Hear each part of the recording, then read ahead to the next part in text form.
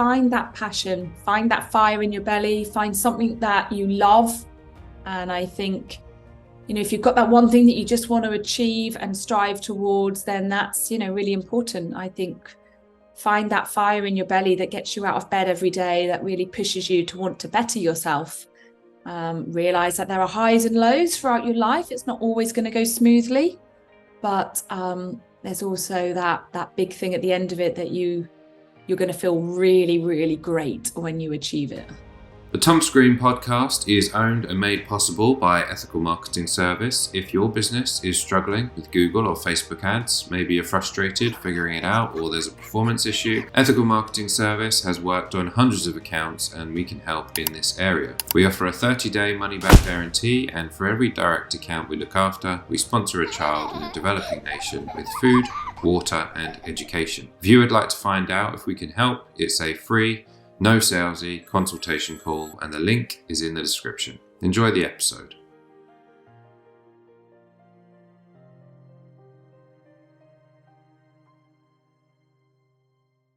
Thomas Green here with Ethical Marketing Service. On the episode today, we have Amy Williams. Amy, welcome. Thank you. Thanks for having me. It is my pleasure. Normally, the first question I ask with anyone who has some profile is, Amy, who are you? Oh, sometimes I wish I knew what that answer was myself.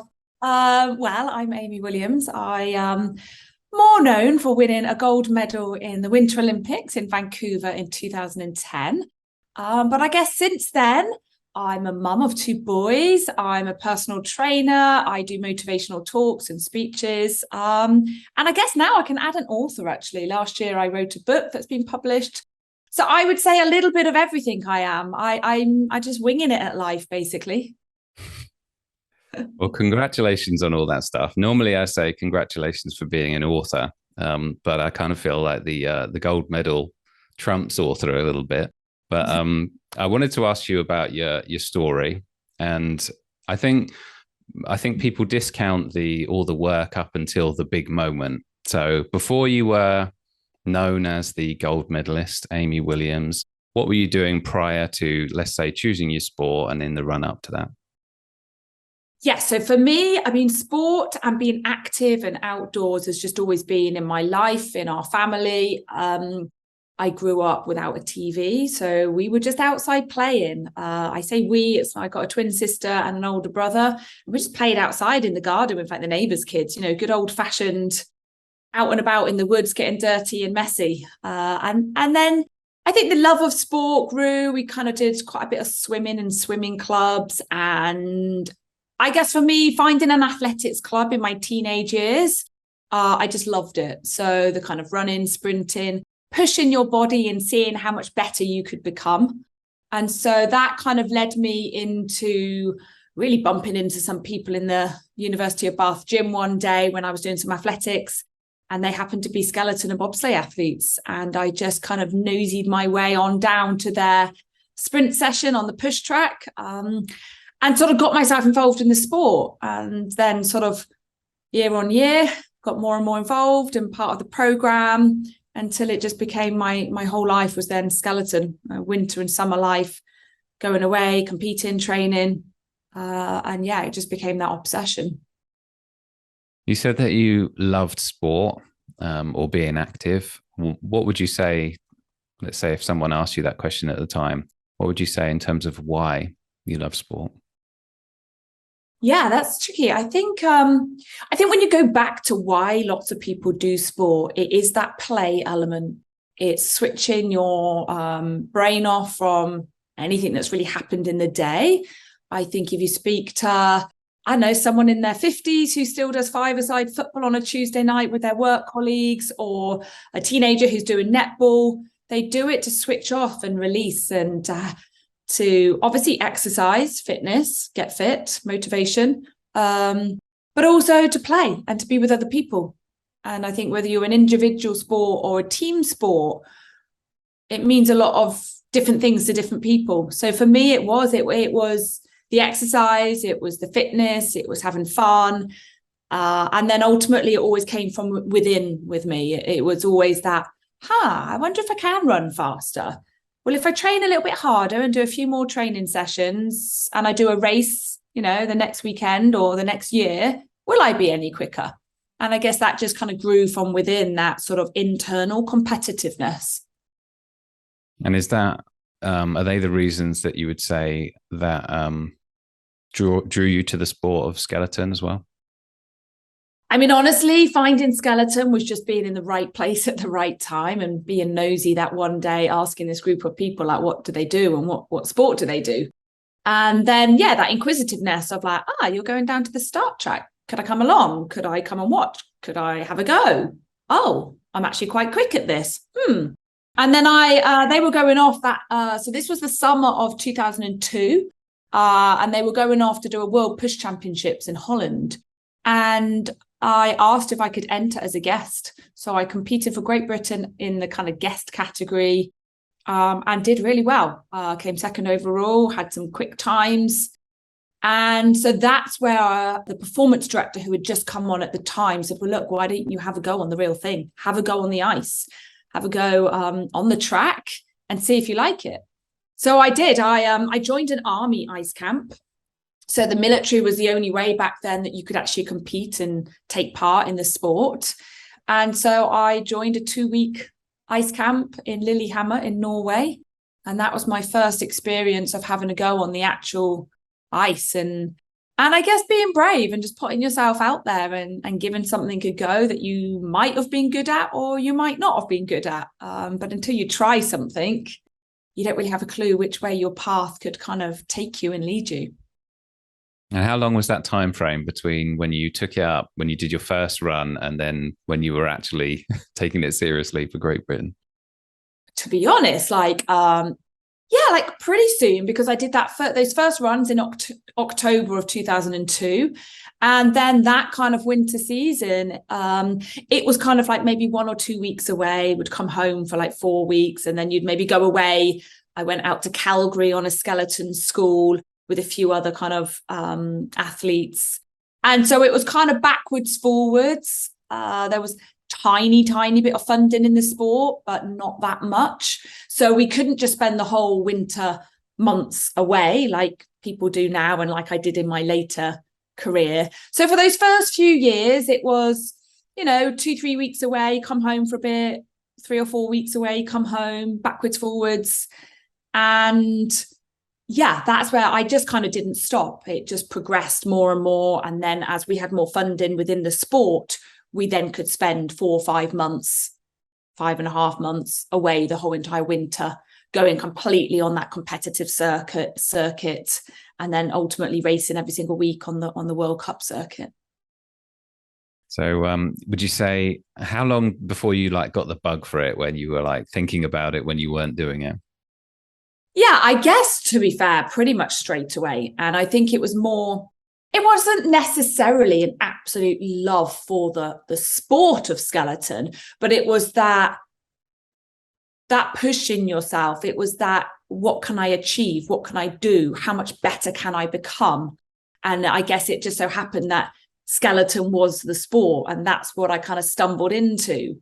And then there is something very addictive of lying on that sled at the top of an ice track, and we're talking a centimetre left or right going into a corner can really affect what happens in a corner and how you come out of it. And you're learning about the tracks, you're learning about the ice, you're learning about your equipment and how you and your piece of equipment can get down that track with the fastest lines. So we've all watched, your Formula One, and you were talking like millimeters between the cars and how they enter and exit a corner to who gets those hundredths of a second quicker. And that's what our sport is like.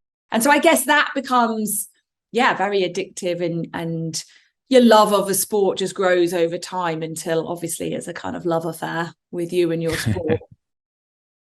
So my perception is that there is a type of person who would look down at that track and perhaps say, I'm going to pass, no thanks to that one, and someone who would be very nervous about it, and others who would think, this is for me.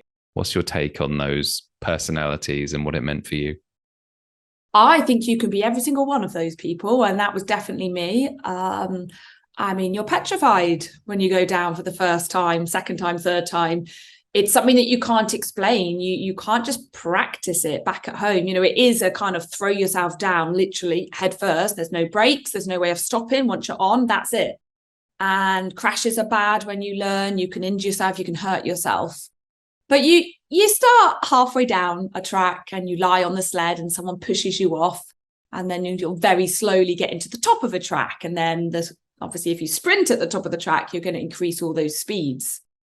But I definitely was not the most confident athlete. I definitely had fear, respect for the track.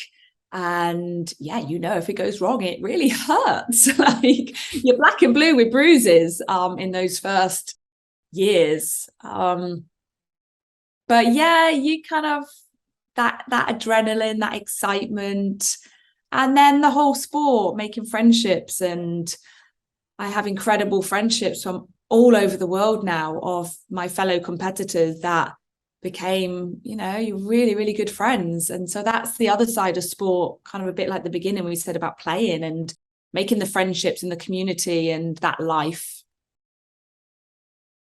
Well, this is a question that I have only been able to ask once before. Got to say, one of my favorite questions. How do you become the best in the world at something? That is a big question. Well, ultimately, I don't probably have the answer, but, it's the kind of all the D's. It's being driven. It's having that determination. It's being determined. It's working crazy hard. It's being focused. You have to have that major big goal. What is it that you want to achieve? And then you're breaking that goal into tiny little pieces, break it down into those little bite-sized chunks. Turn every single one of those little goals into like a little gain, into a little 1% improvement. And yeah, perfecting your skill, not expecting too much too soon. An athlete's life has highs and lows throughout its whole competitive career. Even in, year 10 or 15 of doing a sport, you're still going to have those high moments and those low moments. And I think if your focus and your passion and your heart really wants to achieve something, you think outside the box, you think of a way of being able to do it. You ask other people for help. You surround yourself with good people that are going to help you achieve your goal and that passion. And you stay focused ultimately. For me, definitely the blinkers went on. I missed out on the Turin Winter Olympics in 2006. And I really, my heart was set on going to those games. I was, driven. I'd done all the hard work. I hadn't missed a training session, but I didn't go. And for me, that actually really put a big fire and passion in my belly of making a big promise and a goal to myself that in 4 years' time, I would be at Vancouver Olympics and my feet would be on the start line. And so that became a real blinkers. Every decision of every day was, is this going to help me become a better athlete? Yes or no? And I really lived my life like that. So, you need that passion, that love, and some incredibly hard work. It's a great answer. I expected as much, but I just wanted to highlight that. But you did touch on something which perhaps you might be able to help other people with, which is, let's say they are set on a particular goal and it hasn't been working for them. What would you say as advice in terms of, let's say someone's thinking about giving up, maybe throwing the towel? What would you say to them? I would say write everything down. Okay, so if you haven't maybe achieved that goal, why? Is it, for example, you didn't get picked for a football team, or you didn't get a certain time that you needed in a race? Well, why? Is it because you weren't prepared? Is it because you didn't train hard enough? Is it because you didn't have the right equipment? Is it because something went wrong on the day? Is it because, I don't know, you're slightly injured? Really look through it. And then I think once you've got those facts, you're going to be emotional about it, but take away the emotion and look at the facts and the figures and go through it. I think the biggest thing and that I advise people to do is to do a SWOT analysis. So look at what your strengths are, look at what the weaknesses are, the things that might be going wrong. Look at what those threats are. So actually, I don't quite have the best equipment and that is holding me back. And I think if you kind of go through everything and work them out, is it your talent or is it many other factors that are maybe stopping you from achieving that goal? Are you expecting too much too soon? It can take many, many years in a sport to be able to achieve something and do well. And maybe it's just not your time yet. Like me, it wasn't my time in Turin Olympics. I needed to wait another 4 years, and that was my time. So that's what I would say. Is really go through your life with a fine-tooth comb, break your life down into a pie chart, write down everything to do with your sport. Maybe that's equipment, maybe that's your strength work in a gym, maybe some speed work. Is it tactics and technical side of your sport? Is it your lifestyle management? Actually, you're just never quite on time. You're always late. You're always rushing. You're anxious. All these different things. And then do a SWOT analysis for every single one of them. And you'll have a ton of goals to work through. And then you'll be able to see, okay, maybe I shouldn't give up yet. I've got a lot of things to be able to work through that you could improve on and make those little changes. And then see how good you are and how good you can be. And maybe, maybe it's not your sport. Maybe you can transition your skills across into something else, into a new sport, into a new skill that you maybe hadn't thought of. I started off wanting to be 400 meters, and then I transitioned across into skeleton at quite a late age, sort of 17, 18, 19. So there's always chance to be able to switch things, even in business life, work life. You don't have to be an athlete. Switch across into something different. Are you happy with that decision that you made? What, doing skeleton? Who knows? As to be fair, I was one of those kids that I just tried everything. I actually tried modern pentathlon just before skeleton and was offered a place on their team. And you know what? I just chose skeleton because there was less people at the very top. And modern pentathlon, who are based also in Bath, where I lived, had a lot of very good athletes. They'd just come from the Sydney Olympics. And my only decision of choosing skeleton was I could actually compete for Great Britain a lot quicker and faster than if I went and did modern pentathlon. But you never know. There's always that, what if I did try that a little bit more? Or when I was doing athletics, I dabbled secretly a little bit with doing pole vault.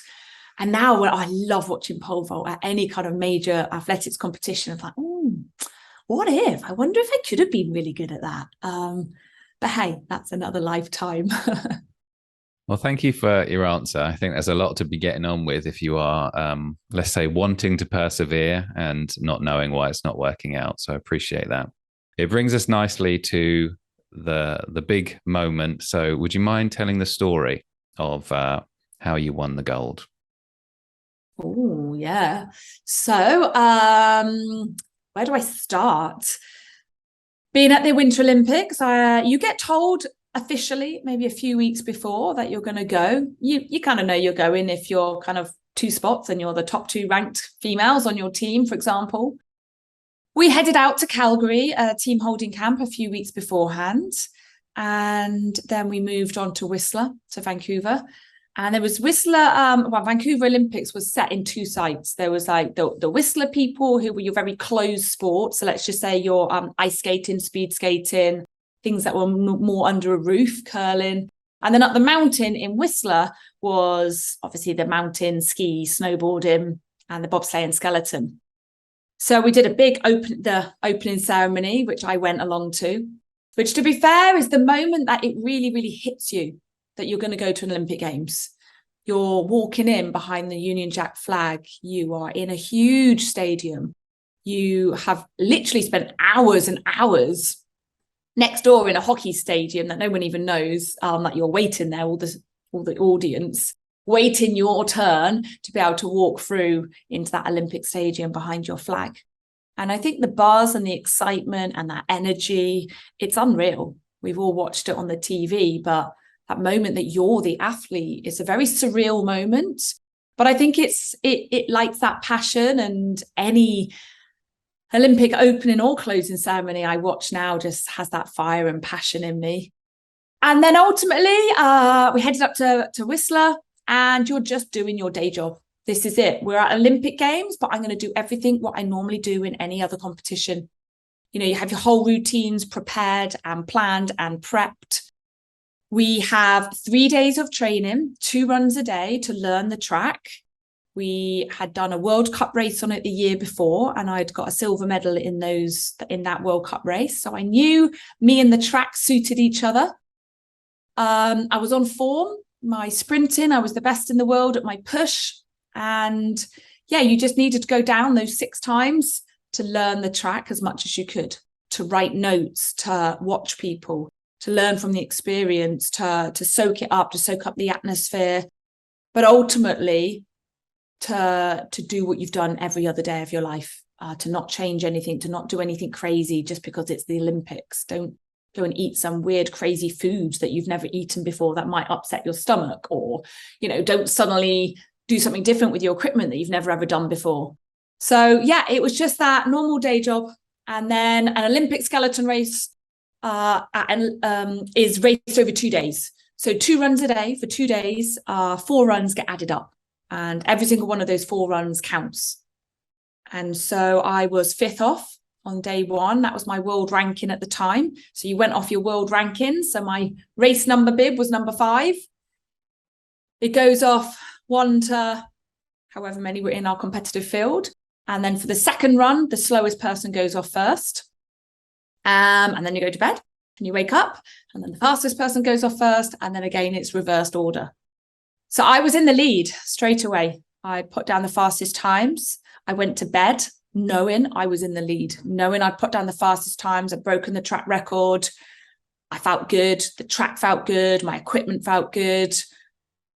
Yeah, I was in a really good place physically. I was in a good place, although my back was really dodgy, actually. I was high on as many painkillers that I could take, working with the physio many, many hours a day just to keep me glued together, shall we call it. But I remember that feeling of going to bed and knowing, well, I could be Olympic champion tomorrow. But I also put that thought to the very back of my head because I knew I had to be consistent. I had to do the same thing 2 more times. I never let the thought of that end, imagining myself on the podium, to ever really enter my mind. Because for me, it was about doing the same thing consistently 2 more times. And that's all I focused on. So yeah, standing off on that last day of racing, first off, smashed another track record. I beat my own track record from the day before. And then it came down to that 4th and final run, and the changing room gets emptier and emptier and emptier because you were the last person going off. Everyone knows who's in the lead. They're at the bottom of the track, standing on the winner's podium. And I didn't listen to anyone else's times. I'd done a whole practice, and my kind of thing was that I didn't want to focus or listen in on the other girls, because that would not affect my performance. That was not going to help me get down quicker. I didn't want to know who was in the lead or what had happened, or if anyone had crashed, or if someone had put a super fast time down. That wasn't going to affect me and my performance and me lying on my sled. So I literally, fingers in my ears, little hum, hum, hum, not listening to any of the loud tannoys. And then I knew, I'd focused. I stood out on the track for the very last time. And I just knew I just had to take a big, deep breath, and this is it. Do the same thing.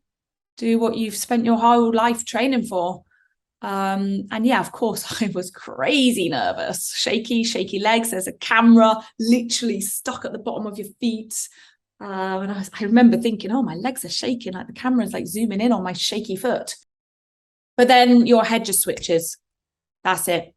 Power forward. I had my little words of eat the ground up, sprint as fast as you can, load onto that sled, get into that perfect body position, that perfect aerodynamic form that I'd spent hours in a wind tunnel perfecting, and concentrate, counting those corners down, 1, 2, 3, doing all my steers. And then over the finish line, I didn't know if I had won. You're so fast. I went to 92 miles per hour on that run. There's no brakes. You've got to go up a steep hill with extra things, soft padding to try and slow you down. And so everyone else knew I had won. They knew who was in first, second, third before I knew. And so it's only when I get off the sled, and a coach was at the bottom of the track at the time, and he hugs me and he's like, "You're Olympic champion." And then you just don't really know what to do. I mean, I'm a naturally very shy person. And I look back at it now and I look at videos, and my helmet's still on my head. I don't even take my helmet off, or my hood, and I don't sort of shake my hair out. Let's look pretty here for the cameras and look nice. No, I've kind of got my helmet balanced on my head for like all the photos, and someone chucks me a Union Jack flag. And I'm just so nervous. I don't even sort of just take the time to like, hang it out properly and put over my shoulders. It's sort of all in a little twisted, if I could turn back the clocks, I would just take my helmet off and get the flag looking nice. And but then, it's just wild. And the biggest feeling you get is just that of relief that you've done it. I knew I could win a medal. I knew I could win the Olympics. I knew I was in the best shape and form of my life. I dedicated every day since missing out on Turin to go in and get into those Olympics and winning a medal. And it was all worth it. So it was, just that kind of relief, and that obviously that a huge amount of feeling pride that I'd got a medal for my country. And standing on that podium, I had to wait one day to actually get my medal. They kind of grouped together quite a lot of podiums in Vancouver. So I had to wait a day and wait for that moment to have the medal put around my neck. Well, thank you for that. It's a great story. I feel invested in the outcome as well, even though it's in the past. But it sounds like you got your priorities right as well, although there are things that you would have done differently. You got it done. So congratulations again.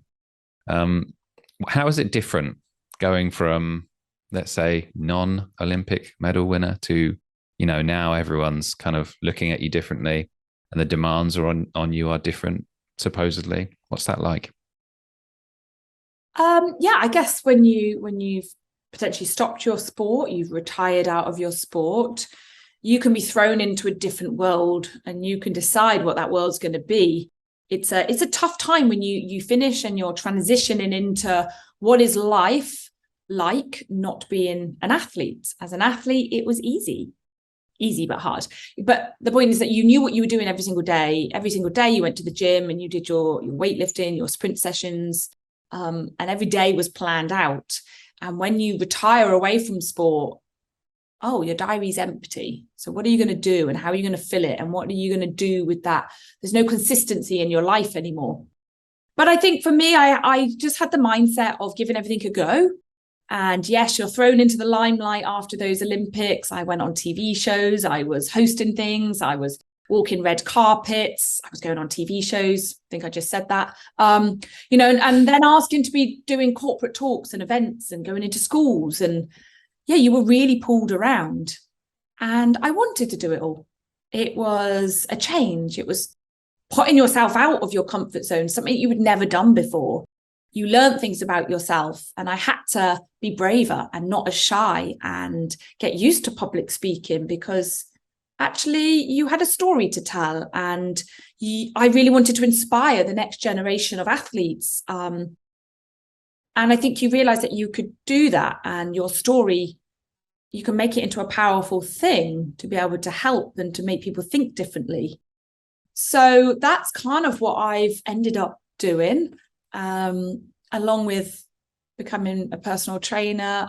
I have some amazing clients, and I love giving them the passion of sport and fitness. And, averagely 40s, 50s, 60s are the age group of my clients. And that's great, because sport and passion and staying healthy and fit and that wellness is a really important thing, and a passion that's always going to stay in my life. So life now is a little bit of everything. I have two wild young boys who are 3 and 5, and they keep me on my toes every day. So juggling everything. Life is a juggle. No week is ever the same, which I like and I don't like. Sometimes I wish my life was a little bit more boring and consistent. And other times I quite like it. I like the fact, after this talk now, I'm heading up to Cambridge to do a school talk, and then on the train into London to do a business after dinner talk. It's come home, and then I've got PT clients for the next day or two. And everything's a little bit different, and it keeps you on your toes, keeps you motivated, keeps you passionate. Certainly sounds like you're still very busy. There are some people who, let's say, if they achieve something as maybe as much as you have, or they achieve their goal, shall we say, once they get there, there's kind of a I don't know, not dealing with it very well, perhaps might be one way of saying it. What do you think about that? Yeah, I think you don't quite know how you're going to feel after a big major championships, or when you're going to stop or retire. And I think some people can get a bit lost. They haven't got that focus. They don't know who and what they are anymore. I mean, I always laugh when people say, yeah, what are you? What do you do? Because I'm like, oh, I don't really know anymore. Like, what am I? I'm like a little jack of all trades now. I don't really feel like I've got a label, and maybe some people need that, and they do feel lost, and maybe they haven't got the same support or people around them to help them to be focused. But I think as an athlete, it's quite important to always have in the side of yourself, well, what would I do if I suddenly have a career-ending injury? What is my passion outside of my sport?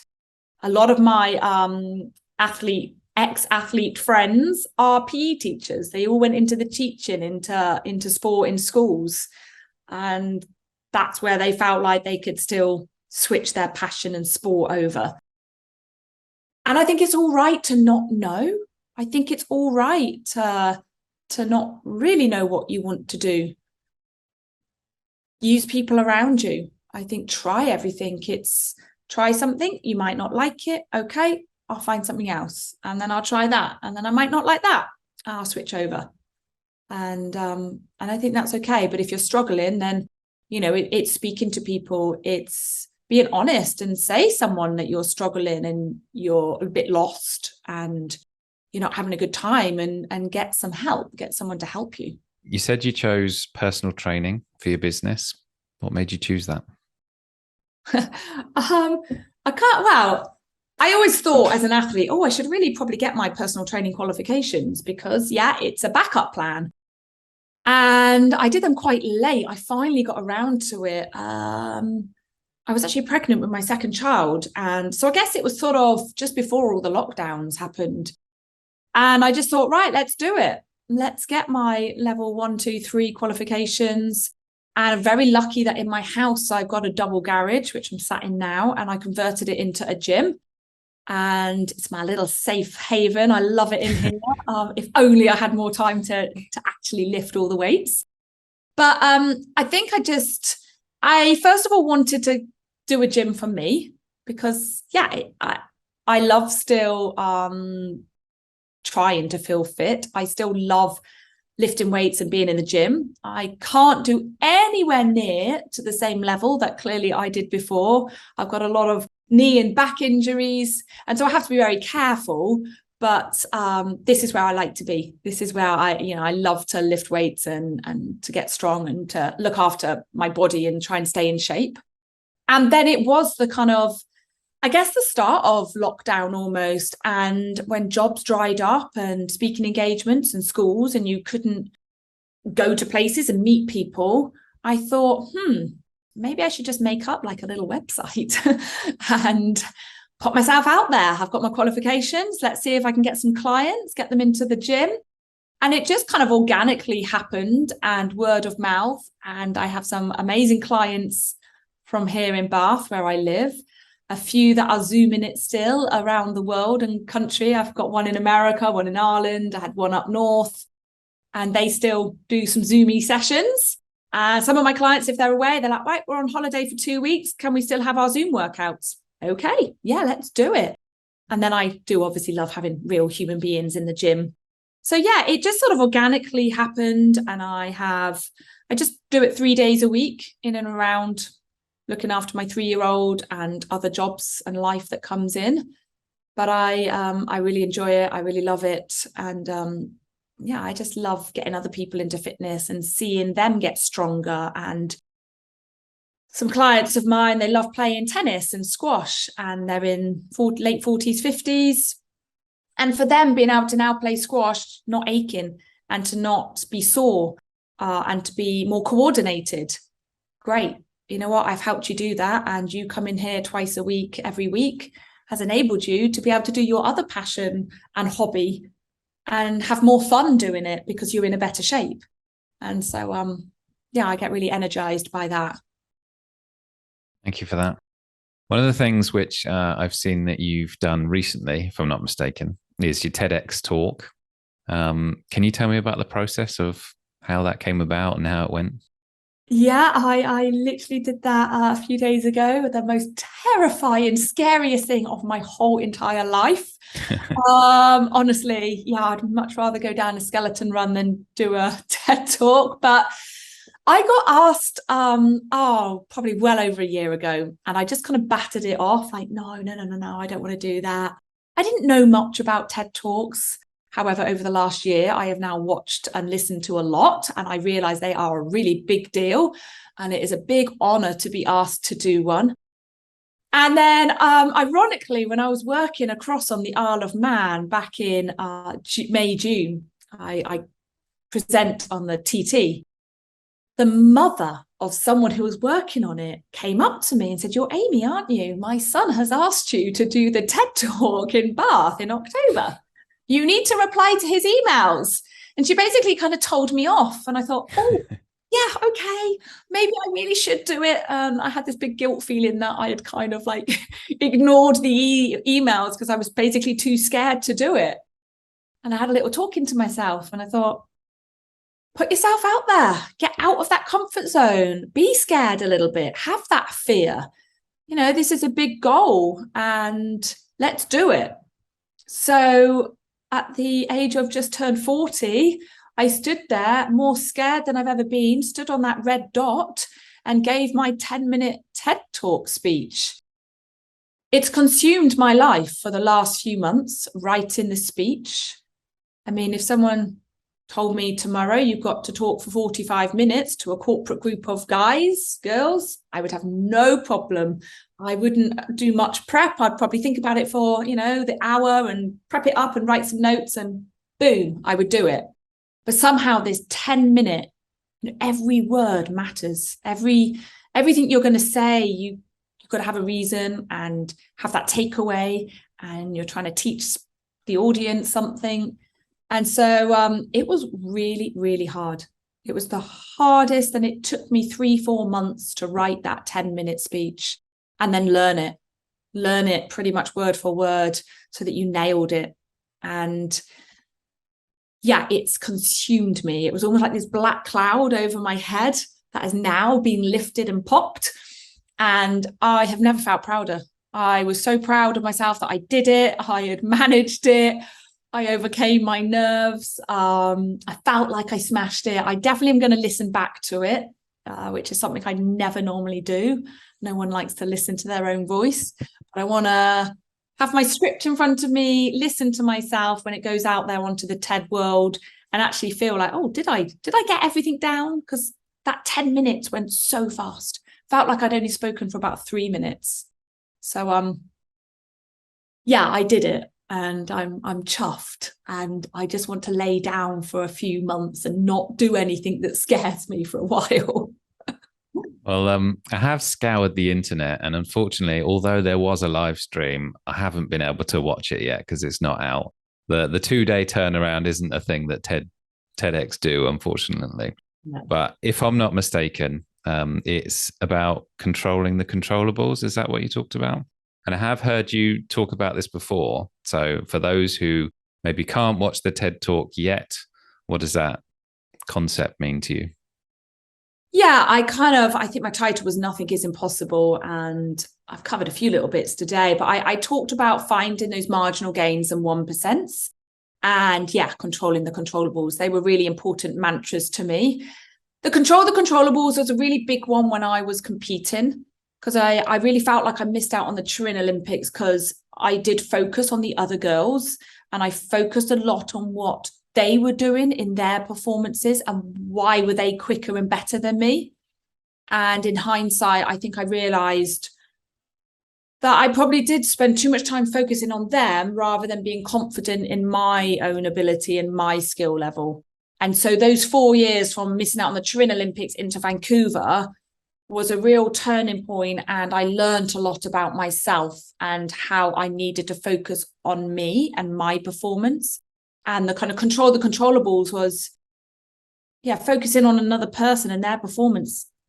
That's something out of your control, what they do and how they perform. Control what you can, your skills, what you do in the gym, how much you lift, how fast you work, how good you eat, your lifestyle, going to bed early. They're all the things that I can control.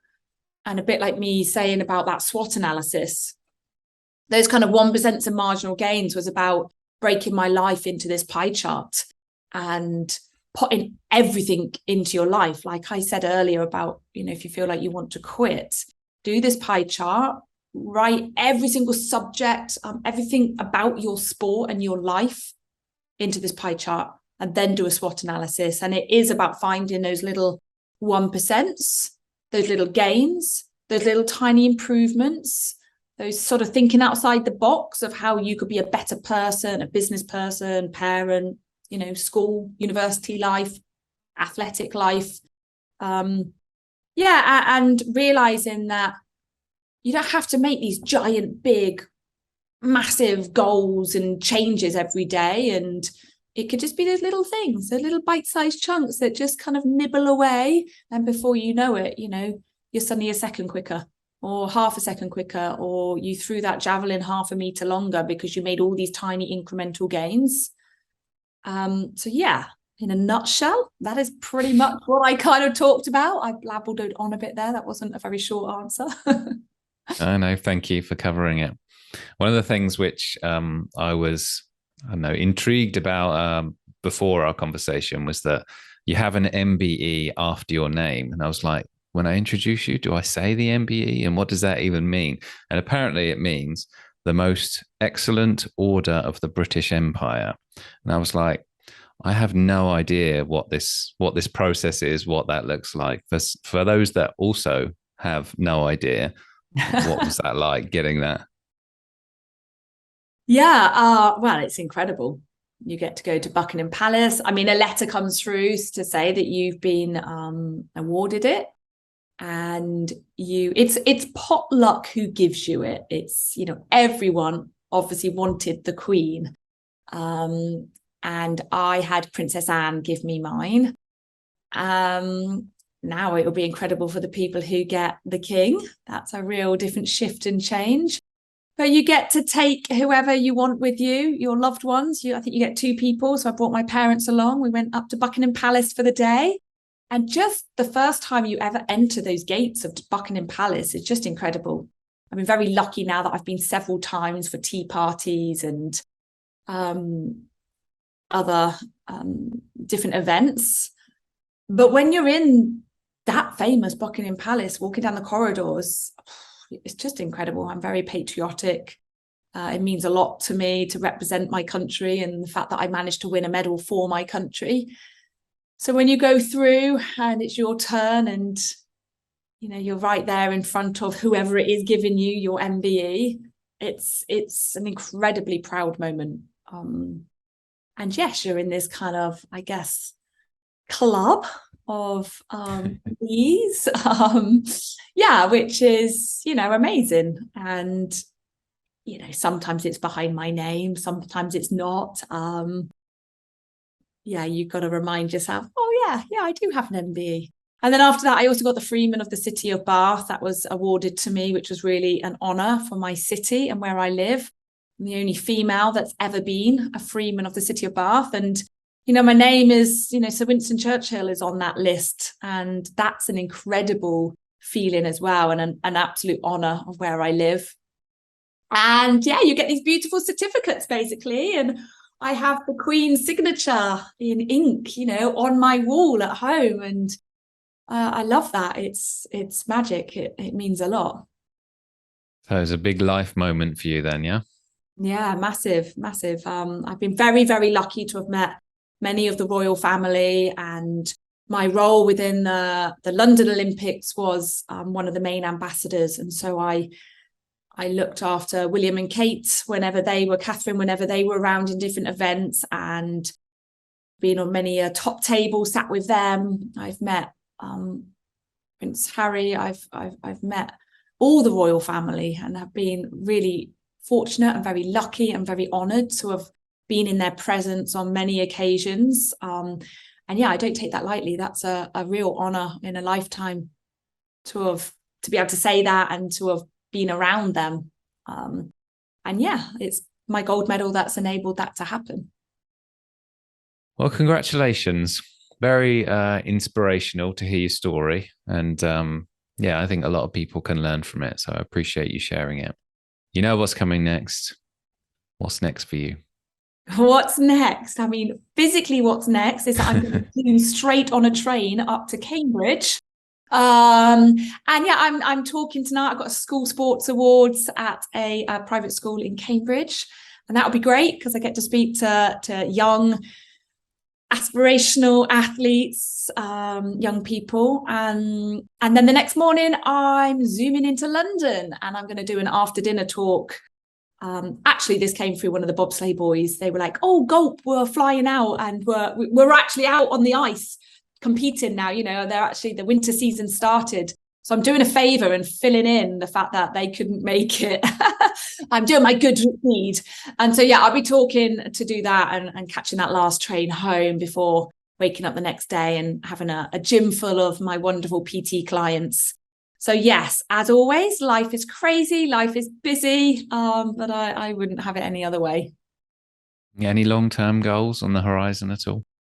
The long-term goals, I tell you what, no, at the moment, I have to say, I actually don't have any. My goal was to write a book, and I did that in lockdown and brought that out, and I'm very proud of that. That's kind of aimed at teenage athletes to inspire them. So that will sort of tick. I've done my TED talk, tick. You know, I worked on the last Winter Olympics with Eurosport. I'm still presenting on the TT. So, you know, there's the odd sort of TV roles and stuff. But no, at the moment, there isn't any big goal that I'm working towards. I kind of need to probably take a deep breath and reset and look at myself. What is it that I want to do next? I think I've had quite a crazy busy patch, and for the next few months, I'm just going to tick along into normal life for a little bit, if that's possible. Well, yeah. If you've been practicing your TED talk for 3 or 4 months, I kind of feel like taking a little while off is probably not a bad thing. Yeah, you're right. Well, you know, I'm always saying yes to talks and motivational work, and you know, I really enjoy doing that. So, you know, I always tell people to get in touch with me if they want me to come into their school or their business, their workplace. Then yeah, I do really enjoy that side of life. Is there anything I should have asked you about today? Oh my goodness, no, I think you've probably covered quite a lot. I feel like I've blabbered about quite a lot. It's been great. I told you beforehand, I always ask one question for every guest, and that is, what does success mean to you? Oh, success. I think for me, it is having that big goal.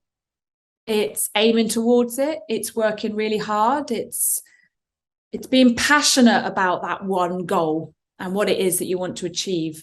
And I think success can be achieving that goal, but success might not be quite achieving that goal. But if you feel like you've given it 100% and you've done everything physically possible, then be proud of yourself. Be proud of that achievement that you've done. I really think success can be a lot of different things to different people. So for me, it is doing the very best and knowing that I've done my very best at something to either attempt to achieve a goal or to achieve it. So based on that criteria, Amy, would you say that you're a successful person? Yes, in some things and no in others. Sometimes I feel a very unsuccessful mummy to my 2 boys where I'm yelling at them because they won't clean their teeth and I need to get out the door because they're late for school. I feel like I could do that a little bit better. I think that's mummy life. I think sometimes I'm like, there's always things in life that I feel like you could do better. But on a whole, I think I'm pretty chuffed and proud of the success that I've done so far. Well, I think that's fair. Do you have any closing thoughts for us today? I think, I think find that passion, find that fire in your belly, find something that you love. And I think, if you've got that one thing that you just want to achieve and strive towards, then that's, really important. I think find that fire in your belly that gets you out of bed every day, that really pushes you to want to better yourself. Realize that there are highs and lows throughout your life. It's not always going to go smoothly, but there's also that big thing at the end of it that you're going to feel really, really great when you achieve it. Amy Williams, MBE, thank you for being a great guest today. You're my pleasure. Thank you.